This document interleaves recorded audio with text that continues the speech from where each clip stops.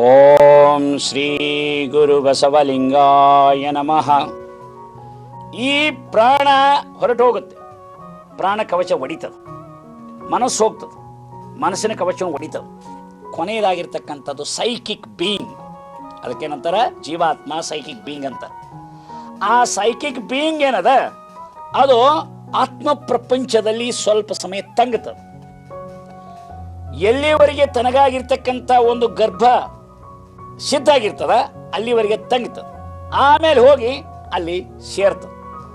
ತಾಯಿ ಗರ್ಭದಲ್ಲಿ ಯಾವ ಸಮಯಕ್ಕೆ ಸೇರ್ತದೆ ಅನ್ನೋದು ಏನಂಗೆ ಲೆಕ್ಕಾಚಾರ ಇಲ್ಲ. ಅದು 5ನೇ ತಿಂಗಳು ಸೇರ್ಬೋದು, 6ನೇ ತಿಂಗಳಿಗೆ ಬರ್ಬೋದು, 7ನೇ ತಿಂಗಳಿಗೆ ಬರ್ಬೋದು, 8ನೇ ತಿಂಗಳಿಗೆ ಬರ್ಬೋದು, 9ನೇ ತಿಂಗಳಿಗೆ ಬರ್ಬೋದು. ಹೆರಿಗೆ ಆಗುವ ಪೂರ್ವದಲ್ಲಿ ಅದು ಬಂದು ಸೇರಲೇಬೇಕು. ಆ ಜೀವಾತ್ಮ ಬಂದು ಸೇರಿದಾಗ ಮಾತ್ರ ಹುಟ್ಟಿದ ಮಗು ಜೀವಂತವಾಗಿರ್ತದೆ. ಒಂದು ವೇಳೆ ಸೇರದೆ ಬರದೇ ಇದ್ರೆ ಹುಟ್ಟಿದ ಮಗು ಸತ್ತೋಗ್ಬಿಡ್ತದೆ. ತಾಯಿಯ ಗರ್ಭದಲ್ಲಿ ಇದ್ದಾಗ ತಾಯಿಯ ಜೀವ ಅದನ್ನು ರಕ್ಷಣೆ ಮಾಡ್ತದೆ. ಅದರೊಳಗೆ ಇನ್ನೊಂದು ಜೀವಾತ್ಮ ಕರ್ಮಾನುಸಾರವಾಗಿ ಇಲ್ಲಿ ಬಂದು ಸೇರ್ಕೋತೆ. ಸೇರಿಕೊಂಡು ಆಮೇಲೆ ಹುಟ್ಟಿದ ಕೂಡಲೇ ಆ ಜೀವಾತ್ಮ ಸ್ವತಂತ್ರವಾದ ದೇಹವನ್ನು ಪಡ್ಕೊಂಡು ತನ್ನ ಕರ್ಮಾನುಸಾರವಾಗಿ ಈ ವ್ಯವಹಾರ ಮಾಡ್ತದೆ. ಅದಕ್ಕಾಗಿ ಒಮ್ಮೊಮ್ಮೆ ಏನಾಗ್ತದೆ, ಒಂದು ಉದಾಹರಣೆ ಹೇಳ್ತೀನಿ. ಈಗ ಜಿ ಅರಿಗೋ ಅನ್ನುವಂಥ ಒಬ್ಬ ವ್ಯಕ್ತಿ ಇದ್ದ. ಅವನು ಹೆಚ್ಚು ಕಲಿತವನಲ್ಲ, ಹೆಚ್ಚು ಏನು ಓದ್ದವನಲ್ಲ, ರೈತ. ಇದ್ದಕ್ಕಿದ್ದಂತೆ ಅವನ ದೇಹದಲ್ಲಿ ಒಂದು ಯಾವುದೋ ಒಂದು ಶಕ್ತಿ ಆವಿರ್ಭವಿಸ್ತದೆ. ಆ ಶಕ್ತಿ ಯಾವಾಗ ಆವಾಹಿತ ಆಗ್ತದೆ ಆ ಕಾಲದಲ್ಲಿ ಅವನು ಅತ್ಯದ್ಭುತವಾಗಿರ್ತಕ್ಕಂಥ ಸರ್ಜರಿ ಕೆಲಸ ಮಾಡ್ತಾನೆ. ದೊಡ್ಡ ದೊಡ್ಡ ದೊಡ್ಡ ಆಪರೇಷನ್ ಮಾಡ್ತಾನೆ. ಯಾರಿಗೂ ನೀಗಲಾರದಂಥ ಕಠಿಣವಾದಂಥ ಆಪರೇಷನ್ಸ್ ಮಾಡ್ತಾನ. ಇದು ನಡೆದಿರ್ತಕ್ಕಂಥ ಘಟನೆ. ಸಾವಿರ ಜನ ಜಿ ಅರಿಯೋಗನ ಕಡೆಯಿಂದ ಆಪರೇಷನ್ ಮಾಡಿ ಸಕ್ಸಸ್ಫುಲ್ ಆಗಿದೆ, ಅವರು ವಾಸಿಯಾಗಿದ್ದಾರೆ. ಅನೇಕ ಮಂದಿ ಡಾಕ್ಟರ್ಸು ಸಹಿತ ಆಪರೇಷನ್ ಮಾಡಿಸ್ಕೊಂಡಾರ. ಆವಾಗ ಅದು ಹೆಂಗೆ ಮಾಡ್ತಾನಪ್ಪ ಅಂತ ಕೇಳಿದಾಗ, ಆ ಒಂದು ಯಾವುದೋ ಒಂದು ಜೀವಾತ್ಮ ಅದರಲ್ಲಿ ಬಂದು ಆವಾಹಿತ ಆಗಿರ್ತದಲ್ಲ, ಅವಾಗ ಅದು ಹೇಳ್ತದೆ, ನನ್ನ ಹೆಸರು ಡಾಕ್ಟರ್ ಫ್ರೀಡ್ಸ್, ನಾನು ಮಿಲಿಟ್ರಿಯಲ್ಲಿರ್ತಕ್ಕಂಥ ಒಬ್ಬ ದೊಡ್ಡ ಸರ್ಜನ್ನು, ದೊಡ್ಡ ಡಾಕ್ಟರ್. ನನಗೆ ಯಾವುದೋ ಅಪಮೃತ್ಯು ಆಯಿತು, ನನಗೆ ಮಾನವ ಸೇವೆಯನ್ನು ಮಾಡಬೇಕೆನ್ನುವ ಅಪಾರವಾದ ಹಂಬಲ ಅದು ಆ ಜನ್ಮದಲ್ಲಿ ತೃಪ್ತಿ ಆಗಲಿಲ್ಲ, ಪೂರೈಸಲಿಕ್ಕೆ ಆಗಲಿಲ್ಲ. ಅದಕ್ಕಾಗಿ ನಾನು ಈ ದೇಹವನ್ನು, ಯಾಕಂದರೆ ನನಗೆ ಸ್ಥೂಲ ಶರೀರ ಇಲ್ಲ. ಅವನು ಹೇಳ್ತಾನೆ, ನನಗೆ ಸ್ಥೂಲ ಶರೀರ ಇಲ್ಲದಿದ್ರೂ ಸಹಿತ ನನಗೆ ಪರ್ಸನಾಲಿಟಿ ಅದು, ನನಗೆ ಅದೆಲ್ಲ ರಿಮೆಂಬರೆನ್ಸು, ಅದೆಲ್ಲವೂ ಎಫಿಷಿಯನ್ಸಿ ಎಲ್ಲವೂ ನನ್ನ ಹತ್ರ ಅದ. ಆದರೆ ಸ್ಥೂಲ ಶರೀರ ಇಲ್ಲವಾದ ಕಾರಣ ಅವನ ಸ್ಥೂಲ ಶರೀರದಲ್ಲಿ ನಾನು ಹೋಗಿ ಆ ಸ್ಥೂಲ ಶರೀರದ ಮುಖಾಂತರವಾಗಿ ನಾನು ಜನಸೇವೆಯನ್ನು ಮಾಡಿ ನಾನು ದೊಡ್ಡ ದೊಡ್ಡ ದೊಡ್ಡ ದೊಡ್ಡ ಸರ್ಜರಿ ಕೆಲಸ ಮಾಡ್ತೀನಿ ಅಂತ ತಿಳ್ಕೊಂಡು ಹೇಳ್ತಾನೆ. ಅಂದರೆ ಇದಕ್ಕೆ ಗುಡ್ ಸ್ಪಿರಿಟ್ ಅಂತ. ಗುಡ್ ಸ್ಪಿರಿಟ್ ಇದ್ರೆ ಏನು ಮಾಡ್ತಾವ, ಒಳ್ಳೇದು ಕೆಲಸ ಮಾಡ್ತಾವ. ಅದಕ್ಕೆ ಕೆಟ್ಟ ಸ್ಪಿರಿಟ್, ಇವಿಲ್ ಸ್ಪಿರಿಟ್ ಇದ್ರೆ ಮಂದಿಗೆಲ್ಲ ತೊಂದರೆ ಕೊಡ್ತಾವ. ಅದಕ್ಕೆ ಅದು good spirit and evil spirit ನಾವು ಒಪ್ಪಬೇಕಾಗತ್ತೆ. ಅದನ್ನು ಒಂದು ಉದಾಹರಣೆ ಹೇಳ್ತೀನಿ. ನಾವು ಬೆಂಗಳೂರಿನಿಂದ ಬಾಂಬೆಗೆ ಹೋಗ್ಬೇಕಾಗಿದೆ, ಟ್ರೈನ್ನೊಳಗೆ ಹೊಂಟಿವಿ ಅಂತ ಇಟ್ಕೊಳ್ಳಿ. ಒಂದು ಕಡೆ ನಾವು ಟ್ರೈನ್ ಬದಲು ಮಾಡ್ಕೋಬೇಕು. ಎಲ್ಲಿ ಮಾಡ್ತೀವಿ? ಮಿರಾಜ್ದಲ್ಲಿ ಮಾಡ್ತೀವಿ. ಯಾಕ? ಇಲ್ಲಿಂದ ಮೀರಜ್ವರೆಗೆ ಮೀಟರ್ ಗೇಜ್ ಅದ, ಮೀರಜ್ದಿಂದ ಬಾಂಬೆವರೆಗೆ ಬ್ರಾಡ್ ಗೇಜ್. ಅದಕ್ಕೆ ಅಲ್ಲಿ ನಾವು ಇಳಿಬೇಕು, ಸ್ಟೇಷನ್ದಲ್ಲಿ ಕೂಡಬೇಕು. ಈ ಕಡೆ ಏನೋ ಮಹಾಲಕ್ಷ್ಮಿ ಎಕ್ಸ್ಪ್ರೆಸ್ ಬರ್ತದ, ಅಲ್ಲಿವರೆಗೆ ಕೋಲ್ಹಾಪುರದಿಂದ ಬರ್ತದ, ಅಲ್ಲಿವರೆಗೆ ನಾವು ಅಲ್ಲಿ ಕಾಯಬೇಕು. ಅದು ಎಷ್ಟು ಟೈಮ್ ಇರ್ತದೆ, 1 ಗಂಟೆ 2 ಗಂಟೆ 3 ಗಂಟೆ ಎಷ್ಟು ಟೈಮ್ ಇರ್ತದೆ ಅಷ್ಟು ನಾವು ಅಲ್ಲಿ ಪ್ಲಾಟ್ಫಾರ್ಮ್ನಲ್ಲಿ ಕೂತಿರ್ತೀವಿ. ಅದು ಬಂದ ನಂತರ ಆ ಟ್ರೈನ್ನಾಗ ಹತ್ಕೊಂಡು ಹೋಗ್ತೀವಿ. ಆ ಏನು ಕೂತಿರ್ತೀವಲ್ಲ, ಕೂತಿರ್ತಕ್ಕಂಥ ಪ್ಯಾಸೆಂಜರ್ಸು ಒಳ್ಳೆಯವರು ಇರ್ಬೋದು, ಕೆಟ್ಟವರು ಇರ್ಬೋದು. ಒಳ್ಳೆಯವರಿದ್ದಾರೆ ಏನು ಮಾಡ್ತಾ ಇರ್ತಾರೆ, ನಾಲ್ಕು ಉಪದೇಶ ಮಾಡ್ಕೊಂತ ಒಳ್ಳೆ ಮಾತುಗಳನ್ನು ಹೇಳ್ತಾ, ನೀತಿ ಮಾತುಗಳನ್ನು ಬೋಧೆ ಮಾಡ್ತಾ ಅಥವಾ ಪುಸ್ತಕ ಓದ್ತಾ ಇರ್ತಾರೆ, ಕೂತಿರ್ತಾರೆ. ಈ ಉಡಾಳ ಹುಡುಗರು ಏನು ಮಾಡ್ತಿರ್ತಾರೆ, ಗಲಾಟೆ ಮಾಡೋದು, ಜಗಳಾಡೋದು, ಹೊಡೆದಾಡೋದು, ಚುಡಾಯಿಸೋದು, ಅದು ಇದು ಮಾಡೋದು, ಕಳ್ತನ ಮಾಡೋದು, ಏನಾರು ತಿಂದು ಅಲ್ಲೆಲ್ಲ ಬಿಸಾಕೋದು, ಕೆಡಕು ಮಾಡ್ತಾ ಇರ್ತಾರೆ. ಹೀಗೆ ಯಾವ ರೀತಿಯಲ್ಲಿ ಜನ ಇರ್ತಾರಲ್ಲ ಅದೇ ರೀತಿಯಲ್ಲಿ ಈ ಮೀರಜ್ ಸ್ಟೇಷನ್ ಅಂತಂತ ಏನೊಂದು ಸ್ಟೇಷನ್ ಅದ. ಈ ಜನ್ಮದಿಂದ ಬಿಟ್ಟು ಇನ್ನೊಂದು ಜನ್ಮಕ್ಕೆ ಹೋಗ್ತಕ್ಕಂಥ ಮಧ್ಯಂತರದ ಏನೊಂದು ಆತ್ಮ ಪ್ರಪಂಚದ, ಆತ್ಮ ಪ್ರಪಂಚದೊಳಗೆ ಕೆಲವು ಸಮಯ ತಂಗಿದಾಗ ಗುಡ್ ಸ್ಪಿರಿಟ್ ಇದ್ದವು ಜಗತ್ತಿಗೆ ಉಪಕಾರ ಮಾಡ್ತಾವ, ಬ್ಯಾಡ್ ಸ್ಪಿರಿಟ್ ಇವಿಲ್ ಸ್ಪಿರಿಟ್ ಏನು ಮಾಡ್ತಾವ, ಕೆಡಕ ಮಾಡ್ತಾವ. ಗೊತ್ತಾಯ್ತಾ? ಆ ಪ್ರಕಾರವಾಗಿ ನಾವು ಒಂದು ಮಾತನ್ನ ಅರವಿಂದ್ ಹೇಳಿದಂತೆ ಒಪ್ಪಬೇಕಾಗ್ತದ. ನಮಗೆ ಕರ್ಮಾನುಸಾರ ಹೆಂಗಿರ್ತದ ಆ ಪ್ರಕಾರ ನಮಗೆ ಆ ಜನ್ಮ ಬರ್ತದೆ, ಅವ್ರ ಗರ್ಭ ಬರ್ತದೆ ಎನ್ನುವಂಥ ಮಾತನ್ನು ಹೇಳ್ತಾರೆ. ಇನ್ನೊಂದು ಪ್ರಶ್ನೆ ಕೇಳ್ತಾರೆ, ಭಾಳ ಜನ ಕೇಳ್ತಾರೆ, ಏನು ಹೆಣ್ಮಕ್ಳಾಗಿ ಹುಡ್ತಾರೆ, ಗಂಡಸರಾಗಿ ಹುಡ್ತಾರೆ. ಏನು ಹೆಣ್ಮಕ್ಳು ಗಂಡಸರು ಹೆಣ್ಮಕ್ಳು ಏನಾರು ಅದಲ ಬದಲ ಆಗತ್ತೆ ಅಂತ ಕೇಳ್ತಾರೆ. ಅರವಿಂದ್ರ ಹೇಳ್ತಾರೆ, usually a soul follows continuously the same line of sex. If there is shifting of sex, it is a rule, a matter of the parts of personality which are not central. ಸಾಮಾನ್ಯವಾಗಿ ಹೆಣ್ಣು ಹೆಣ್ಣಾಗಿ ಹುಡ್ತದೆ, ಗಂಡು ಗಂಡಾಗಿ ಹುಡ್ತದೆ. ಗಂಡ ಹೆಂಡತಿ 63 ಇದ್ರೆ ಅವ್ರು ಮುಂದಿನ ಜನ್ಮದಲ್ಲಿ ಸಹಿತ 63 ಹುಡ್ತಾರೆ, ಗಂಡ ಹೆಂಡತಿಯಾಗಿ ಹುಡ್ತಾರೆ. ಈ ಜನ್ಮದಲ್ಲಿ ಗಂಡ ಹೆಂಡತಿ 36 ಬಿಟ್ರೆ ಅವಾಗ ಮುಂದಿನ ಜನ್ಮದಲ್ಲಿ ಬೇರೆ ಬೇರೆ ಅದಲು ಬದಲಾಗ್ತದೆ. ಸ್ವಾಭಾವಿಕ. ಯಾವಾಗಲಾದರೂ ಒಮ್ಮೊಮ್ಮೆ ಬದಲಾವಣೆ ಆಗಬಹುದು ಅಂತಾರೆ ಅವರು. ಹಿಂದಿನ ಜನ್ಮದಲ್ಲಿ ಗಂಡಸಾಗಿ ಹುಟ್ಟಿ ಈ ಜನ್ಮದಾಗ ಹೆಣ್ಮಕ್ಳು ಯಾರಾಗಿ ಹುಟ್ಟಿದ್ರೆ ಅವ್ರು ನೋಡಿದ ಕೂಡ ತಿಳಿತೈತಿ. ಯಾಕ? ಹೆಣ್ಣಿನಲ್ಲಿ ಇರ್ತಕ್ಕಂಥ ಕೋಮಲತೆ ಆಗಲಿ, ಸೌಮ್ಯ, ವಿನಯ, ಅದು ನಡಿಗೆ ಹೆಣ್ಮಕ್ಳ ನಡಿಗಿನ ಬೇರೆ, ಗಂಡಸರ ನಡಿಗಿನ ಬೇರೆ. ಅದು ಏನಿರ್ತತೆ, ಹೆಣ್ಮಕ್ಳಂಗ ಮಾತಾಡೋದು, ಹೆಣ್ಮಕ್ಳಂಗ ಇರೋದಿಲ್ಲ. ಅದಕ್ಕೆ ಗಂಡು ಬೀರಿ ಅಂತ ದಕ್ ದಕ್ ದಕ್ ದಕ್ ಹಿಂಗೆ ನಡೀತಿರ್ತಾರೆ. ಗಂಡಸರ ನಡೆದಂಗೆ ನಡೀತಿರ್ತಾರೆ ಅಂತಾರ. ನಾನು ಬೈತಿರೋದಲ್ಲ, ಗಂಡು ಬೀರಿ ಏನು ಗಂಡಸರಂಗದೆಯಲ್ಲ ಅಂತ. ಹೌದಲ್ಲ? ಇನ್ನು ಹಿಂದಿನ ಜನ್ಮದಾಗ ಹೆಣ್ಣಾಗಿ ಹುಟ್ಟಿ ಈ ಜನ್ಮದಾಗ ಗಂಡಸರಾಗಿ ಯಾರು ಹುಟ್ಟಿದ್ರೆ ಅವ್ರು ನೋಡಿದ್ರು ಗೊತ್ತಾಗತ್ತೆ. ಹೆಂಗೆ ಗೊತ್ತೇನು? ಹೆಣ್ಣು ಮಕ್ಕಳಾಗಿ ಹುಟ್ಟಿದ ಗಂಡಸರು ಆ ಹೆಣ್ಣಿನ ಗುಣಗಳು ಇಲ್ಲಿ ಬಂದಿರ್ತಾವೆ. ಗಂಡಸರು ಹೆಂಗೆ ನಡಿಬೇಕು ಹಂಗೆ ನಡೆಯಂಗಿಲ್ಲ. ಹೆಣ್ಮಕ್ಳು ಕೈ ತೀರೋದು, ಅದು ನಡೆಯೋ ರೀತಿ ನಮ್ಗೆ ಬೇರೆನೇ ಇರ್ತದೆ. ಅದು ಇದು ಹಂಗೇ ಇರ್ತದೆ. ಹೆಣಗ ಅಂತಿರ್ತಾರೆ ನೋಡು. ಆ ಹೆಣಗ ಅಂತ ಯಾರು ತಿರ್ತಿರಲ್ಲ, ಹಿಂದಿನ ಜನ್ಮದ ಹೆಣ್ಣಾಗಿ ಈ ಜನ್ಮ ಗಂಡಾಗಿ ಹುಟ್ಟೋದು ತಿಳ್ಕೊಬೇಕದು. ಅದಕ್ಕಾಗಿ ಸಾಮಾನ್ಯವಾಗಿ ಹೆಣ್ಣಾಗಿ ಹುಟ್ಟಿದ್ರು, ಗಂಡಾಗಿ ಹುಟ್ಟಿದ್ರು ಒಮ್ಮೊಮ್ಮೆ ಬದಲಾವಣೆ ಆಗ್ತದಂತ ಅರವಿಂದ್ರ ಹೇಳ್ತಾರೆ. ದೊಡ್ಡವ್ರ ಮಾತನ್ನು ನಾವು ಕೇಳಬೇಕು. ಈ ಮನುಷ್ಯ ಜನ್ಮದಿಂದ ಪ್ರಾಣಿ ಜನ್ಮಕ್ಕೆ ಹೋಗಬಹುದೇನ್ರಿ ಅಂತ ಕೇಳ್ತಾರೆ. ಇದರಲ್ಲಿ ಭಿನ್ನಾಭಿಪ್ರಾಯ ಅದಾವ. ಮನುಷ್ಯ ಜನ್ಮ ಬಂದ ನಂತರ ಪ್ರಾಣಿ ಜನ್ಮಕ್ಕೆ ಹೋಗೋದಿಲ್ಲ ಅಂತ ಕೆಲವರು ಹೇಳ್ತಾರೆ. ಪ್ರಾಣಿ ಜನ್ಮಕ್ಕೆ ಹೋಗಬಹುದು ಅಂತ ಹೇಳ್ತಾರೆ. ಸಾಮಾನ್ಯ ಭಾರತೀಯರು ಉಪನಿಷತ್ನಲ್ಲಿ ಪ್ರಾಣಿ ಜನ್ಮಕ್ಕೆ ಹೋಗ್ಬೋದು ಅಂತ ಹೇಳ್ತಾರೆ. ಒಂದು ನೇಪಲ್ಸದ ಕಥೆ ಹೇಳ್ತೀನಿ ನಾನು. ನೇಪಲ್ಸ್ ನಗರದ ಪ್ರಾಣಿ ಸಂಗ್ರಹಾಲಯದ ಮೊಸಳೆ ಕಥೆ ಅಂತ ಒಮ್ಮೆ ಈ 2 ಸಲ ಬಂದದ್ದು, ಕಸ್ತೂರಿಯಲ್ಲಿ ಬಂದದ್ದು. 1981ರಲ್ಲಿ ಪ್ರಕಟ ಆಗಿದೆ.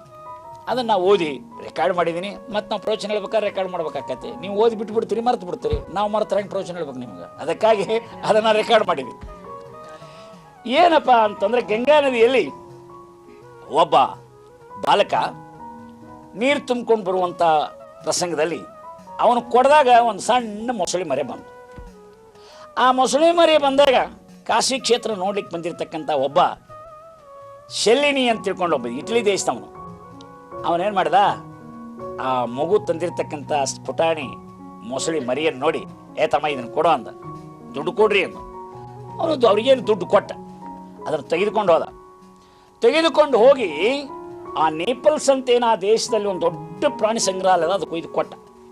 ಅದು 70 ವರ್ಷಗಳವರೆಗೆ ಅಲ್ಲಿ ಸುಖವಾಗಿತ್ತು. ಇದಕ್ಕಿದ್ದಂತೆ 70 ವರ್ಷ ಆದ ನಂತರ ಹುಣ್ಣ ಆಯ್ತಂತ, ದೊಡ್ಡ ಹುಣ್ಣ ಆಯ್ತು. ಆ ಹುಣ್ಣನ್ನು ಆಪರೇಷನ್ ಮಾಡ್ಬೇಕಂತ ಬಹಳ ಪ್ರಯತ್ನ ಪಟ್ರಂತ ಡಾಕ್ಟರ್ಸ್. ಆದ್ರೆ ಅದು ಭಯಂಕರವಾದ ಪ್ರಾಣಿ. ಮೊಸಳಿ ನೋಡ್ರಿ ಇಲ್ಲ ನೀವು, ಎಷ್ಟು ಭಯಂಕರವಾಗಿರ್ತತಿ. ಅದನ್ನು ಕಟ್ಟಿ ಹಾಕಿ ಆಪರೇಷನ್ ಮಾಡ್ಬೇಕಲ್ಲ, ಕಟ್ಟಿ ಹಾಕಿ ಆಪರೇಷನ್ ಮಾಡಕ್ಕೆ ಅವ್ರಿಗೆ ಸಾಧ್ಯ ಆಗಲಿಲ್ಲ. ಅಂಥ ಒಂದು ಪ್ರಸಂಗದೊಳಗೆ ಇದಕ್ಕಿದ್ದಂತೆ ಒಬ್ಬ ಸಾಧು ಬಂದ, ಸುಬೋಧಾನಂದಜಿ ಅಂತ ಅವನ ಸಾಧುನ ಹೆಸರು. ಬಂದು ಅವನು ಸುರೇಖಾ ಸುರೇಖಾ ಸುರೇಖಾ ಅಂತ ಅದು ಮೊಸಳೆ ಬಂದು ಕೂಡಲೇ, ನಿನ್ನ ಜನ್ಮ ಇನ್ನೂ ಪೂರ್ತಿ ಆಗಿಲ್ಲ, ನಿನ್ನ ಕರ್ಮ ಹರಿಬೇಕಾದ್ರೆ ಇನ್ನೂ ಸ್ವಲ್ಪ ಸಮಯ ಬೇಕು. ಆದ್ರಿಂದ ನೀನು ಗಲಾಟೆ ಮಾಡಬೇಡ, ಸುಮ್ಮನೆ ಇರು, ಆಪರೇಷನ್ ಮಾಡಿಸ್ಕೋ, ನಿನಗೆ ಒಳ್ಳೇದಾಗತ್ತೆ ಅಂತ ಹೇಳಿ ಅವನು ತಂದಿರತಕ್ಕಂಥ ಕಮಂಡಲದ ನೀರೇನಿತ್ತು ಅದನ್ನು ಪ್ರೋಕ್ಷಣೆ ಮಾಡಿದ. ಅದು ಸುಮ್ಮನೆ ಮಲಗಿತು. ಆಮೇಲೆ ಆಪರೇಷನ್ ಮಾಡಿದ್ರು, ಸಕ್ಸಸ್ಫುಲ್ ಆಯಿತು. ಈ ಸುಬೋಧಾನಂದಜಿ ಮತ್ತು ಈ ಮೊಸಳಿಗೆ ಏನು ಸಂಬಂಧ ರೀ ಅಂತ ಕೇಳಿದರೆ, ಹಿಂದಿನ ಜನ್ಮದಲ್ಲಿ ಅವನು ಶಂಕರದೇವ ಅಂತ ದೊಡ್ಡ ವಕೀಲಿದ್ದ, ಮತ್ತು ಈಕೆ ಹಿಂದಿನ ಜನ್ಮದಲ್ಲಿ ಸುರೇಖಾ ಅಂತ ಪಕ್ಕದ ಮನೆಯೊಬ್ಬ ಹುಡುಗಿ. ಇಬ್ಬರು ಪರಸ್ಪರ ಪ್ರೀತಿ ಮಾಡಿದ್ರು. ಮೊಬ್ಬತ್ತು ಹೋಗ ಅಂತಿರಲ್ಲ ನೀವು, ಏನು ಮಾಡಿದ್ರು? ಇಬ್ಬರು ಪ್ರೀತಿ ಮಾಡಿದ್ರು. ಆದರೆ ಯಾವುದೋ ಕಾರಣಕ್ಕಾಗಿ ನಮ್ಮ ದೇಶದೊಳಗೆ ನಿಮಗೆ ಜಾತಿ ಗೀತಿ ಅಡ್ಡ ಬರ್ತಾವೆ ನೋಡು, ಅದಕ್ಕಾಗಿ ಆ ಸುರೇಖಾನ್ ಏನು ಮಾಡಿದ್ರು ಅಂತಂದ್ರೆ ಒಬ್ಬ ಮುದುಕನಿಗೆ ಲಗ್ನ ಮಾಡಿಕೊಟ್ರು. ಮುದುಕನ ಲಗ್ನ ಮಾಡಿಕೊಟ್ಕೊಳ್ಳೇನೆ ಆ ಸುರೇಖಾಗ ಭಾಳ ತ್ರಾಸಾಯಿತು, ನೋವಾಯಿತು. ಯಾಕಂದ್ರೆ ಅವನನ್ನು ಪ್ರೀತಿ ಮಾಡಿದ್ಲು, ಹರಿದವ ಇದ್ದ, ಇದು ಮುದುಕ, ಅದೇ ಮನಸ್ಸು ಹೆಂಗೆ ಬರ್ಬೇಕು? ಹೋಗಿ ಏನು ಮಾಡಿದ್ಲು ಆಕೆ ಗಂಗಾ ನದಿ ಹಾರ್ಕೊಂಡು ಸತ್ತೋದು, ಆತ್ಮಹತ್ಯೆ ಮಾಡ್ಕೊಂಡು. ಮುಂದಿನ ಜನ್ಮದಾಗ ಅದೇನಾಗಿತ್ತು? ಮೊಸಳೆ ಆಗಿತ್ತು. ಅದೇ ಮೊಸಳೆ ಅಲ್ಲಿ ಹೋಗಿತ್ತು ನೇಪಲ್ಸ್ ಪ್ರಾಣಿ ಸಂಗ್ರಹಾಲಯಕ್ಕೆ. ಇವನು ಮುಂದಿನ ಜನ್ಮದಲ್ಲಿ ಒಬ್ಬ ದೊಡ್ಡ ಸಾಧುವಾಗಿತ್ತು. ಸುಬೋಧಾನಂದಜಿ ಅಂತ ತಿಳ್ಕೊಂಡು ದೊಡ್ಡ ಸಾಧುವಾಗಿದ್ದ, ಮಹಾತ್ಮನಾಗಿದ್ದ. ಅವನು ಹೋಗಿ ಆಕೆಯ ಕರ್ಮವನ್ನು, ಆ ಮೊಸಳಿ ಕರ್ಮವನ್ನು ಹರಿದು ಅದನ್ನು ಉದ್ಧಾರ ಮಾಡಿದ ಅಂತಂದು ಮೊಸಳಿ ಕಥೆ ಬರ್ತದೆ. ಇಲ್ಲಿ ಏನಿದ್ರ ಅರ್ಥ ಅಂತಂದ್ರೆ ಪ್ರಾಣಿ ಜನ್ಮಕ್ಕೂ ಮನುಷ್ಯ ಜನ್ಮದಿಂದ ಹೋಗಬಹುದು ಅನ್ನುವಂಥದ್ದನ್ನು ನಾವು ತಿಳಿದುಕೊಳ್ಬಹುದು. ಇನ್ನೊಂದು ಪ್ರಶ್ನೆ, ಅನೇಕ ಪ್ರಶ್ನೆ ಕೇಳ್ತಾರೆ, ಎಲ್ಲ ಹೇಳ್ತೀವಿ. ಹೌದ್ರಿ ಸ್ವಾಮಿಗಳ, ಹೇಳ್ತೀರಿ ಹಿಂದಿನ ಜನ್ಮ ಇರ್ತು ಮುಂದಿನ ಜನ್ಮ ಬರ್ತದ ಅಂತ ಹೇಳ್ತಿರಲ್ಲ, ಮತ್ತೆ ಹಿಂದಿನ ಜನ್ಮದ ನಮ್ಮ ನೆನಪು ಯಾಕೆ ಆಗೋದಿಲ್ಲ? ನನ್ನ ಪ್ರಶ್ನೆ ಕೇಳ್ತಾರೆ, ಹಿಂದಿನ ಜನ್ಮದ ನೆನಪು ಯಾಕೆ ಆಗೋದಿಲ್ಲ? ನೋಡ್ರಿ, ಹಿಂದಿನ ಜನ್ಮದ ನೆನಪು ಆದ್ರೆ ನಾವು ಇಷ್ಟು ಸುಖವಾಗಿರ್ಲಿಕ್ಕೆ ಸಾಧ್ಯವೇ? ಈಗ ನೋಡ್ರಿ, ನಿಮಗೆ ಹಿಂದಿನ ಜನ್ಮ ಇನ್ನೂ 4-5 ಜನ್ಮ ಗೊತ್ತಾಯ್ತು ಅಂತ ತಿಳ್ಕೊಳ್ರಿ. ಅವಾಗ ಹಿಂದಿನ ಜನ್ಮದ ಗಂಡ ಗೊತ್ತಾಕತಿ. ಗಂಡನ ಕೂಡ ಲಗ್ನ ಮಾಡ್ಕೊಂಡದ್ದು, ಗೋವಾಕ್ಕೆ ಹೋಗಿದ್ದು, ಹನಿಮೂನ್ ಮಾಡಿ ಬಂದದ್ದು, ಮೈಸೂರಿಗೆ ಹೋಗಿದ್ದು ಎಲ್ಲ ಗೊತ್ತಾಕತಿ. ಆಕತಿ ಇಲ್ಲ? ಆಕತಿ. ಅವಾಗ ಯಾರ್ಯಾರ ಗಂಡನ ಕೂಡ ಎಷ್ಟೆಷ್ಟು ಮಕ್ಕಳಿದ್ದೂ ನೆನಪಾಕ. ಅವಾಗ ನಿಮ್ಮ ಮನಸ್ಸು ಹೆಂಗಾಗ್ಬೋದು ವಿಚಾರ ಮಾಡ್ರಿ. ಅದರಂತೆ ನಿಮಗೂ ಹಿಂದಿನ ಜನ್ಮದ ಹೆಂಡತಿ ಏನಪ್ಪ, ಹಿಂದಿನ ಜನ್ಮದ ಹೆಂಡತಿ ಈಕೆ, ನಾನು ಹಿಂದಿನ ಜನ್ಮದ ಹೆಂಡತಿ, ಇದು ಹಿಂದಿನ ಜನ್ಮದ ಹೆಂಡತಿ, ಹಿಂದಿನ ಜನ್ಮ ಹೆಂಡತಿ, ಅದೆಲ್ಲ ಗೊತ್ತಾದ್ರೆ ನಿಮ್ಮ ಮನಸ್ಸು ಎಷ್ಟು ಕ್ಷೋಭೆ ಆಗ್ತದೆ. ಆದ್ರಿಂದ ಇಗ್ನೋರೆನ್ಸ್ ಇಸ್ ಬ್ಲಿಸ್ ಅಂತ ಹೇಳ್ತಾರಲ್ಲ, ಹಿಂದಿನ ಜನ್ಮದ ನೆನಪು ನಮಗಿಲ್ಲ ಅಂತ ತಿಳ್ಕೊಂಡೇ ನಾವಿಷ್ಟು ಸುಖವಾಗಿದ್ದೀವಿ. ನಾಯಿ ಜನ್ಮ, ಕತ್ತಿ ಜನ್ಮ, ಹಂದಿ ಜನ್ಮ ಅಕಸ್ಮಾತ್ ಇದ್ರೆ ಅದು ನೆನಪಾದ್ರೆ ಏನು ಎಷ್ಟು ಭಯಂಕರವಾಗಿರ್ತಕ್ಕಂಥದ್ದು. ಆದ್ರಿಂದ ದೇವರು ಉದ್ದೇಶಪೂರ್ವಕವಾಗಿ ಮರವನ್ನಿಟ್ಟಿದೆ. ಇನ್ನು ಶಾಸ್ತ್ರೀಯವಾಗಿ ಯಾಕೆ ಮರವಾಗ್ತದ್ರಿ ಅಂತ ನೀವು ಕೇಳ್ಬೋದು, ಯಾಕೆ ನೆನಪಿರುವುದಿಲ್ಲ ಅಂತ ನೀವು ಕೇಳ್ಬೋದು. ಅನೇಕರು ಹಿಂದಿನ ಜನ್ಮವನ್ನು ಹೇಳಿದ್ದಾರೆ, ಅದಕ್ಕೆ ನಮ್ಗೆ ಬೇಕಾದ್ರೆ ಒಂದು ಲಿಸ್ಟನ್ನೇ ಕೊಡ್ಬೋದು. ಅರವಿಂದರು ಹಿಂದಿನ ಜನ್ಮ ನೆಪೋಲಿಯನ್ನ ಆಗಿದ್ದೆ ಅಂತ ಹೇಳ್ಕೊಂಡಿದ್ದಾರೆ. ಎನಿ ಬಿಸೆಂಟ್ ನಾನು ಹಿಂದಿನ ಜನ್ಮದಲ್ಲಿ ತುಂಗಾ ನದಿಯ ತೀರದಲ್ಲಿ ಓ ಬ್ರಾಹ್ಮಣನ ಮಗಳಾಗಿದ್ದೆ ಅಂತ ತಿಳ್ಕೊಂಡು ಹೇಳಿ. ಅಂದ್ರೆ ಅವ್ರಿಗೆ ಕೆಲವರಿಗೆ ಅನೇಕ ತಮ್ಮ ಹಿಂದಿನ ಜನ್ಮ ಗೊತ್ತಾಗಿದೆ ಅಂತ ಒಂದು ದೊಡ್ಡ ಲಿಸ್ಟೇ ಇದೆ. ಇದಕ್ಕೊಂದು ರೆಕಾರ್ಡೇ ಮಾಡಿಟ್ಟಿದ್ದೀವಿ ನಾವು, ಟೈಮ್ ಸಿಕ್ಕರೆ ಹೇಳೋಣ. ಅಂಥದ್ದು ಪ್ರಸಂಗದಲ್ಲಿ ಅಂದರೆ ಇಂಥ ಕೆಲವು ವಿಷಯವನ್ನು ಸಂತೆಯೊಳ ಶಾಸ್ತ್ರ ಕೇಳುವ ಮೂರ್ಖ ಅಂತ ಹೇಳ್ತಾರೆ. ಕೆಲವ್ರಿಗೆ ಯಾವುದನ್ನು ಯಾರಿಗೆ ಹೇಳಬೇಕು ಅಟ್ಟೆ ಅವ್ರಿಗೆ ಹೇಳ್ಬೇಕು, ಎಲ್ಲರ ಮುಂದೆ ಎಲ್ಲನೂ ಹೇಳಕ್ಕೆ ಹೋಗ್ಬಾರ್ದು. ಒಮ್ಮೆ ಕೇಳಿದಂತ ಏನೇ ವಿಷಂಟು, ನಾನು ಹಿಂದಿನ ಜನ್ಮದ ಬ್ರಾಹ್ಮಣ ಮಗಳಾಗಿದ್ದೆ ಅಂತ ತಿಳ್ಕೊಂಡು ಹೇಳಿದಂತ ಒಬ್ಬ ಹುಡುಗಿ ಎದ್ದು ನಿಂತು ಹೇಳಿದಂತ, ಅವಾಗ ನಾನು ನಿನ್ನ ಗಂಡಾಗಿದ್ದೆ ಅಂತ. ಅದು ಮಿಸ್ಚಿವಿಯಸ್ ಅಂತ ಇರ್ತಾರೆ. ಅದಕ್ಕೆ ಯಾವಾಗ ಏನು ಹೇಳ್ಬೇಕು ಅದನ್ನ ಹೇಳ್ಬೇಕು, ಯಾರ ಮುಂದೆ ಏನು ಹೇಳ್ಬೇಕು ಅದನ್ನ ಹೇಳ್ಬೇಕು, ಎಲ್ಲರ ಮುಂದೆ ಎಲ್ಲನೂ ಹೇಳಕ್ಕೆ ಹೋಗ್ಬಾರ್ದು. ಅದು ಜಾಣತನದ ಲಕ್ಷಣ. ಇನ್ನೊಂದು, ನಿಮಗೆ ಶಾಸ್ತ್ರೋಕ್ತವಾಗಿ ಯಾಕೆ ನೆನಪಾಗೋದಿಲ್ಲ ಅದಕ್ಕೊಂದು ಸಣ್ಣ ದೃಷ್ಟಾಂತ ಹೇಳ್ತೀನಿ. ಒಬ್ಬ ಶಂಕರಪ್ಪ ಶೆಟ್ಟಿ ಅಂತಿದ್ದ. ಆ ಶಂಕರಪ್ಪ ಶೆಟ್ಟಿ ಏನು ಮಾಡಿದ, ಬಾಂಬೆದಲ್ಲಿ ಒಂದು ಅಂಗಡಿ ಇಟ್ಟುಕೊಂಡಿದ್ದ, ದಲಾಲಿ ಅಂಗಡಿ. ಯಾವುದೋ ಕಾರಣಕ್ಕೆ ಅಲ್ಲಿರ್ತಕ್ಕಂಥ ಅಂಗಡಿಯನ್ನೆಲ್ಲ ಬಿಟ್ಟು ಅವನೇನು ಮಾಡ್ದ, ಬೆಂಗಳೂರಿಗೆ ಬಂದ. ಬೆಂಗಳೂರಿಗೆ ಬಂದು ಅವನು ಹೊಸ ಒಂದು ಅಂಗಡಿಯನ್ನು ಪ್ರಾರಂಭ ಮಾಡಿದ. ಅವಾಗ ಅನೇಕರನ್ನ ಹಮಾಲರು ನೇಮಿಸ್ಕೊಂಡ, ಕಾರ್ಕೊಂಡ್ರು ನೇಮಿಸ್ಕೊಂಡ, ಖಜಾಂಚಿ ನೇಮಿಸ್ಕೊಂಡ, ಗುಮಾಸ್ತರ ನೇಮಿಸ್ಕೊಂಡ. ಅರ್ಭಾಟ್ ಒಳ್ಳೆ ನಡೀತಾ ಇತ್ತು, ಚಂದ ನಡೀತಾ ಇತ್ತು. ಯಾರ್ದೋ ಶಂಕರಪ್ಪ ಶೆಟ್ಟಿ ಅಂಗಡಿ, ದಲಾಲಿ ಅಂಗಡಿ ಚೆನ್ನಾಗಿ ನಡೀತಿತ್ತು. ಆಗ ನೀವು ಹೋಗಿ ಹಮಾಲರನ್ನ ಕೇಳಿದ್ರೆ, ಏನ್ರಿ ನಿಮ್ಮ ಬಾಂಬೆ ಅಂಗಡಿ ವಿಷಯ ಏನ್ರಿ, ಏನಾಯ್ತ್ರಿ ಅಂತ ಕೇಳಿದ್ರೆ ಅವ್ರು ಹೇಳ್ತಾರೆ, ನಮಗೇನು ಗೊತ್ತ್ರಿ, ನಾವು ಮಾಗಡಿ ಹತ್ರ ಒಂದು ಹಳ್ಳಿಯವರು, ನಮ್ಗೆ ಗೊತ್ತಿಲ್ಲರಿ ಆ ವಿಷಯ ಅಂತ. ಹೌದಲ್ಲ, ಅವ್ರಿಗೆ ಗೊತ್ತಿಲ್ಲ ಅಂತಾರೆ. ಆಮೇಲೆ ಕಾರ್ಕೊಂಡ್ರಿಗೆ ಹೋಗಿ ಕೇಳಿದ್ರೆ ಅವ್ರಂತಾರ, ನಾವು ರಾಮನಗರ ಹತ್ರ ಇರ್ತಕ್ಕಂಥ ಜನರಿ, ನಮಗೇನು ಗೊತ್ತಿಲ್ಲ, ಬಾಂಬೆನ ಹೊಡೆಯಿಲ್ಲ, ಬಾಂಬೆದಲ್ಲಿ ಇದ್ದಿಲ್ಲ ಅಂತ ಹೇಳ್ತಾರೆ. ಹೀಗೆ ಎಲ್ಲ ನೌಕರದಾರ ಕೇಳಿದ್ರು ಎಲ್ಲರೂ ಇದೇ ಉತ್ತರ ಹೇಳ್ತಾರೆ, ಆ ವಿಷಯ ನಮಗೆ ಗೊತ್ತಿಲ್ಲರಿ. ಈ ವಿಷಯ ಏನದ ಕೇಳಿದ್ರೆ, ನಮ್ಮ ಅಂಗಡಿ ಮಾಲಕದಾರಲ್ರಿ ಆ ಶಂಕರಪ್ಪ ಶೆಟ್ಟಿ ಕೇಳ್ರಿ, ಅವ್ರಿಗೆ ಗೊತ್ತು, ನಮ್ಗೆ ಗೊತ್ತಿಲ್ಲ ಅಂತ. ಹಾಗೆ ಶಂಕರಪ್ಪ ಶೆಟ್ಟಿಗೆ ಕೇಳಿದ್ರೆ ಮಾತ್ರ ಮುಂಬೈ ಅಂಗಡಿ ವಿಷಯ ಹೆಂಗೆ ತಿಳಿತದ, ಅವ್ರ ಕಾರ್ಕೊಂಡ್ರಿಗೆ ಕೇಳಿದ್ರೆ ಹೆಂಗೆ ನಮಗೆ ಗೊತ್ತಾಗೋದಿಲ್ಲ. ಹಾಗೆ ಬಾಂಬೆ ಅಂಗಡಿ ಅಂದ್ರೆ ಹಿಂದಿನ ಜನ್ಮ, ಬೆಂಗಳೂರು ಅಂಗಡಿ ಅಂದ್ರೆ ಈಗಿನ ಜನ್ಮ. ನಾವು ಈಗಿನ ಜನ್ಮದಲ್ಲಿ ಇದ್ದಾಗ ನಾವು ಹಿಂದಿನ ಜನ್ಮದ ವಿಷಯವನ್ನು ಯಾರಿಗೆ ಕೇಳಬೇಕು, ಪ್ರತ್ಯೇಗಾತ್ಮನಿಗೆ ಕೇಳಬೇಕು. ಈ ಅಂಗಡಿ ಮಾಲಕ್ ಯಾರೋ ಶಂಕರಪ್ಪ ಶೆಟ್ಟಿ, ಯಾರೋ ಪ್ರತ್ಯೇಗಾತ್ಮ ಅನ್ನೋ ಶಂಕರಪ್ಪ ಶೆಟ್ಟಿ, ಅವನಿಗೆ ನಾವು ಕೇಳೋದಿಲ್ಲ. ಅವನು ನಮಗೆ ಭೇಟಿನೇ ಆಗಿಲ್ಲ, ಅವನು ಭೇಟಿ ಆಗೋ ಸಾಮರ್ಥ್ಯನೂ ನಮಗಿಲ್ಲ.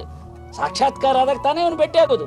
ನಾವು ಕೇಳ್ತೀವಿ ಕಾಲಪ್ಪ ಕೈಯಪ್ಪ ಅನ್ನೋ ಹಮಲ್ರಿಗೆ, ಕಣ್ಣಪ್ಪ ಕಿವಿಯಪ್ಪ ನಾಲಿಗೆಯಪ್ಪ ಅನ್ನುವಂಥ ಕರ್ಕೊಂಡ್ರಿಗೆ, ಮನಸಪ್ಪ ಬುದ್ಧಿಯಪ್ಪ ಅಂತಕ್ಕಂಥ ಈ ಗುಮಾಸ್ತರಿಗೆ ಇವೆಲ್ಲ ನಾವು ಕೇಳಿದ್ರೆ ಅವ್ರೇನಂತಾರೆ, ನಮ್ಗೆ ಗೊತ್ತಿಲ್ರಿ, ನಾವು ಇದೇ ಇಲ್ಲಿಂದ ಬಂದವ್ರ ವಿನ ನಾವೇನೇ ಆ ಅಂಗಡಿಯಾಗಿದ್ದವ್ರಲ್ಲ ಅಂತ ಹಿಂಗೆ ಹೇಳ್ತಾರೋ. ಹಾಗೆ ಈ 25 ತತ್ವಗಳಲ್ಲಿ 3 ತತ್ವ ಮಾತ್ರ ಹಿಂದಿನ ಜನ್ಮದಿಂದ ಬಂದಿರ್ತದೆ. ಉಳಿದೇನು ತತ್ವಗಳದವೆಲ್ಲ ಇದೇ ಜನ್ಮದಿಂದ ಬಂದಿರತಕ್ಕಂಥ ಪಂಚಭೂತಾತ್ಮಕವಾಗಿ ಬಂದಿರತಕ್ಕಂಥವು.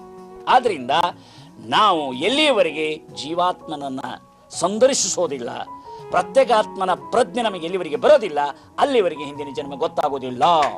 ಜನ್ಮ ಜನ್ಮಕ್ಕೆ ಈ ಸಂಸ್ಕಾರಗಳು ಹೋಗ್ತವೆ ಅಂತ ನಾನು ಹೇಳಿದ್ದೆ. ಅದು ಹೆಂಗೆ ಹೋಗ್ತವೆ ಅಂತ ವಿಚಾರ ಮಾಡಬಹುದು.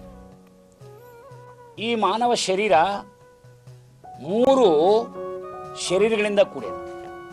ಅದಕ್ಕೆ ಸ್ಥೂಲ ಶರೀರ, ಸೂಕ್ಷ್ಮ ಶರೀರ, ಕಾರಣ ಶರೀರ ಅಂತ. ಸ್ಥೂಲ ಶರೀರ ಪಂಚಭೂತಾತ್ಮಕವಾಗಿರ್ತಕ್ಕಂಥದ್ದು, 5 ತತ್ವಗಳಿಂದ ಕೂಡಿರ್ತಕ್ಕಂಥದ್ದು ಸ್ಥೂಲ ಶರೀರ. 17 ತತ್ವಗಳಿಂದ ಕೂಡಿರ್ತಕ್ಕಂಥದ್ದು ಸೂಕ್ಷ್ಮ ಶರೀರ. 17 ತತ್ವ ಅಂದ್ರೇನು? ಜ್ಞಾನೇಂದ್ರಿಯಗಳು 5, ಕರ್ಮೇಂದ್ರಿಯಗಳ 5, ಪಂಚಪ್ರಾಣಗಳ 5, 15 ಮನಸ್ಸು ಪ್ಲಸ್ ಬುದ್ಧಿ, ಒಟ್ಟ 17 ತತ್ವ. ಈ 17 ತತ್ವಗಳು ಇರ್ತಕ್ಕಂಥ ಶರೀರಕ್ಕೆ ಏನಂತಾರ? ಸೂಕ್ಷ್ಮ ಶರೀರ ಅಂತ ಹೇಳ್ತಾರೆ. ಆಮೇಲೆ 3 ಶರೀರ ಇದಾವ, ಅದಕ್ಕೆ ಕಾರಣ ಶರೀರ, ಕಾಸಲ್ ಬಾಡಿ ಅಥವಾ ಕಾರಣ ಶರೀರ ಅಂತಾರೆ. ಕಾರಣ ಶರೀರ ಅಂದ್ರೆ ಯಾವ್ಯಾವ ತತ್ವ ರೀ? ಜ್ಞಾತೃ, ಚಿತ್ತ, ಅಹಂಕಾರ. ಈ 3 ತತ್ವಗಳು ಕೂಡಿರ್ತಕ್ಕಂಥದ್ದು ಅದು ಕಾರಣ ಶರೀರ. ಈ ದೇಹ ಸತ್ತ ನಂತರ ಪಂಚಭೂತಾತ್ಮಕವಾಗಿರ್ತಕ್ಕಂಥ ಈ ಶರೀರ ಏನದ ಅದು ಇಲ್ಲೇ ಹೊರಟು ಹೋಗ್ಬಿಡ್ತು. ನಂತರದಲ್ಲಿ ಪ್ರಾಣ, ಉಳಿದ ತತ್ವಗಳೆಲ್ಲ ಹೊರಟು ಹೋಗ್ಬಿಡ್ತಾವ. ಕೊನೆಗೆ ಉಳಿತಕ್ಕಂಥದ್ದು ಕಾರಣ ಶರೀರ ಒಂದೇ. ಅದಕ್ಕೆ ಸೈಕಿಕ್ ಬೀಯಿಂಗ್ ಅಂತ ಶ್ರೀ ಅರವಿಂದ್ರು. ಆ ಕಾರಣ ಶರೀರ ಮುಂದಿನ ಜನ್ಮಕ್ಕೆ ಹೋಗುತ್ತೆ. ಆ ಜ್ಞಾತೃ ಅಂತಕ್ಕಂಥದ್ದೇನು ಹೋಗ್ತದಲ್ಲ, ಅದು ಹೋಗಬೇಕಾದ್ರೆ ಸಂಸ್ಕಾರವನ್ನು ಹೊತ್ತುಕೊಂಡು ಹೋಗಲಿಕ್ಕೆ ಚಿತ್ತ ಅಂತಕ್ಕಂಥದ್ದು ಬೇಕು, ಅಹಂಕಾರ ಅಂತಕ್ಕಂಥ ತತ್ವ ಎರಡೂ ಜೊತೆನೇ ಹೋಗ್ಬೇಕು. ಅದಕ್ಕೆ ನಾವು ಒಂದು ಉದಾಹರಣೆ ಕೊಡ್ತೀನಿ. ಈ ಸ್ಥೂಲ ಶರೀರ, ಸೂಕ್ಷ್ಮ ಶರೀರ, ಕಾರಣ ಶರೀರ ಹೆಂಗಿರ್ತವ್ರಿ ಅಂತ ನೀವು ಕೇಳಿದ್ರೆ, ಇಲ್ಲೊಂದು ಟೇಪ್ ರೆಕಾರ್ಡರ್ ಅದು ನೀವು ನೋಡಿದ್ರಿ. ಇಂಥ ಟೇಪ್ ರೆಕಾರ್ಡರ್ ನಿಮ್ಮ ಮನೆಗಳಲ್ಲಿ ಇರ್ತಾವ. ಈ ಟೇಪ್ ರೆಕಾರ್ಡ್ ಹೆಂಗದ ಹಂಗೆ ಈ ನಮ್ಮ ಶರೀರ ಇದ್ದಾಗ. ಈ ಟೇಪ್ ರೆಕಾರ್ಡರ್ ಅಲ್ಲಿ ಇಂಥದೊಂದು ಕ್ಯಾಸೆಟ್ ಇರ್ತದೆ, ಗೊತ್ತಾತ? ಇದು ಸೂಕ್ಷ್ಮ ಶರೀರ, ಇದು ಸ್ಥೂಲ ಶರೀರ, ಇದು ಸೂಕ್ಷ್ಮ ಶರೀರ. ಇದರೊಳಗೊಂದು ಟೇಪ್ ಇರ್ತದೆ, ನಿಮ್ಗೆ ಗೊತ್ತೈತಿ, ಇಲ್ಲಿ ಕಾಣ್ತಾನೆ, ಇದಕ್ಕೆ ಟೇಪ್ ಅಂತ. ಈಗ ನಾವು ಭಾಷಣ ಮಾಡಿದ್ದು, ಮಾತಾಜಿಯವರು ಹಾಡಿದ್ದು, ಅಥವಾ ಯಾರೇ ದೊಡ್ಡ ಗಾಯಕಿಯರು ಹಾಡಿರ್ತಾರಲ್ಲ, ಅದು ಎಲ್ಲಿ ರೆಕಾರ್ಡ್ ಆಗ್ತದಂದ್ರೆ ಈ ಟೇಪ್ದಲ್ಲಿ ರೆಕಾರ್ಡ್ ಆಗ್ತದೆ. ಹೌದಾ? ನಾವು ಇಂಗ್ಲೆಂಡ್ಕೋ ಅಮೇರಿಕಾ ಹೋಗ್ಬೇಕಾಗಿದೆ ಅಂತ ಇಟ್ಕೊಳ್ರಿ, ನಾವು ಮಾತಾಜಿಯವ್ರ ಭಾಷಣ ತೊಗೊಂಡು ಹೋಗ್ಬೇಕಾಗಿದೆ ಅಂತ ಇಟ್ಕೊಳ್ರಿ. ಆವಾಗ ಈ ಟೇಪ್ ರೆಕಾರ್ಡರ್ ಒಯ್ಬೇಕಾಗಿಲ್ಲ, ಈ ಕ್ಯಾಸೆಟು ಒಯ್ಬೇಕಾಗಿಲ್ಲ. ಆ ಸುರುಳಿ ಏನೈತೆ, ಆ ಸುರುಳಿ ಒಂದೇ ತೆಗೆದುಕೊಂಡು ಹೋಗ್ಬೋದು ನಾವು. ಅಲ್ಲಿ ಅಮೇರಿಕಾಗೆ ಹೋಗಿ ಇಂಥ ಒಂದು ಟೇಪ್ ರೆಕಾರ್ಡರ್ ತಗೊಂಡು ಇಂಥದ್ದು ಒಂದು ಕ್ಯಾಸೆಟ್ ತಗೊಂಡು ಅದ್ರಾಗ ಟೇಪನ್ನು ಅಳವಡಿಸಿ ಅದರೊಳಗೆ ನಾವು ಇಟ್ಟು ಅದನ್ನು ಆನ್ ಮಾಡಿಬಿಟ್ರೆ ಆವಾಗ ಮಾತಾಜಿ ಭಾಷಣವನ್ನು ನಾವು ಅಲ್ಲಿ ಕೇಳ್ಬೋದಲ್ಲ. ಇಲ್ಲಿ ಮಾತಾಜಿಯವರು ಯಾವ ಭಾಷೆಯಲ್ಲಿ ಹೇಳಿರ್ತಾರೆ, ಯಾವ ಹಾಡನ್ನು ಹಾಡಿರ್ತಾರೆ, ಅದನ್ನೇ ನಾವು ಕೇಳ್ಬೋದಾ? ಏನು ಮಿಸ್ ಮೇರಿ ಇದು ಕೇಳ್ಬೋದು ಅಲ್ಲಿ? ಇಲ್ಲ, ಅದೇ ಕೇಳ್ತೀವಿ, ಬೇರೆ ಕೇಳಕ್ಕೆ ಸಾಧ್ಯ ಇಲ್ಲ. ಹಂಗೆ ಈ ಜನ್ಮದ ಇದು ರೆಕಾರ್ಡ್ ಆಗಬೇಕಾದ್ರೆ ಇದು ಟೇಪ್ ರೆಕಾರ್ಡ್ರು, ಕೆಸೆಟ್ಟು, ಟೇಪ್ 3 ಇದ್ರನ ಆಗ್ತತ್ತೋ? ಇದಕ್ಕೆ ಇನ್ನೊಂದು ಒಳಗೊಂದು ವಸ್ತು ಐತೆ, ಅದು ಇದ್ರೆ ಆಗ್ತೈತೋ? ಏನಿರ್ಬೇಕಿಲ್ಲಿ? ವಿದ್ಯುತ್ ಇರಬೇಕು, ಎಲೆಕ್ಟ್ರಿಸಿಟಿ ಇರಬೇಕು. ಎಲೆಕ್ಟ್ರಿಸಿಟಿ ಇದ್ರೆ ಮಾತ್ರ ಇಲ್ಲಿ ರೆಕಾರ್ಡ್ ಆಕೈತಿ. ರೆಕಾರ್ಡ್ ಅದು ಹಾಡ್ತದೆ, ಹೇಳ್ತದೆ. ಹಂಗೆ ಈ ಸ್ಥೂಲ, ಸೂಕ್ಷ್ಮ, ಕಾರಣ ಶರೀರ ಅಂತಕ್ಕಂಥ ಟೇಪ್ ರೆಕಾರ್ಡರ್, ಕ್ಯಾಸೆಟ್ಟು, ಈ ಟೇಪ್ದೊಳಗ ಇಲ್ಲೊಂದು ವಿದ್ಯುತ್ ಐತಿ. ಆ ವಿದ್ಯುತ್ ಇದ್ರೆ ನಾ ಪ್ರವಚನ ಹೇಳ್ತೀನಿ, ಆ ವಿದ್ಯುತ್ ಇದ್ರೆ ನೀವು ಪ್ರವಚನ ಕೇಳ್ತೀರಿ. ಆ ವಿದ್ಯುತ್ ಯಾವುದಪ್ಪ ಅಂದ್ರೆ ಆತ್ಮತತ್ವನು ವಿದ್ಯುತ್. ಇಲ್ಲಿ ಆತ್ಮತತ್ವ ವಿದ್ಯುತ್ ಇದ್ದಾಗ ಇದು ರೆಕಾರ್ಡ್ ಮಾಡ್ತಾ ಇರ್ತತ, ಹೇಳ್ತಿರ್ತತ, ನೀವು ಕೇಳ್ತಿರ್ತೀರಿ, ಚಪ್ಪಾಳೆ ತಡ್ತಿರ್ತೀರಿ, ನಗ್ತೀರಿ, ವ್ಯವಹಾರ ಮಾಡ್ತೀರಿ. ಆದ್ರಿಂದ ಜನ್ಮಕ್ಕೆ ಹೋಗತಕ್ಕಂಥದ್ದು ಯಾವುದು ಅಂದ್ರೆ ಈ ಸ್ಥೂಲ ಶರೀರ ಅನ್ನುವಂಥ ಟೇಪ್ ರೆಕಾರ್ಡರ್ ಅಲ್ಲ, ಸೂಕ್ಷ್ಮ ಶರೀರ ಅಂತಕ್ಕಂಥ ಕೆಸೆಟ್ ಅಲ್ಲ, ಕಾರಣ ಶರೀರ ಅಂತಕ್ಕಂಥ ಟೇಪ್ ಒಂದೇ ಈ ಜನ್ಮಕ್ಕೆ ಹೋಗ್ತದೆ. ಅದನ್ನು ತಾವು ತಿಳ್ಕೋಬೇಕು ಹೆಂಗೆ ಅನ್ನೋದನ್ನ ಈ ಉದಾಹರಣೆಯಿಂದ ಬಹಳ ಸೊಗಸಾಗಿ ನಮಗೆ ತಿಳಿತದೆ.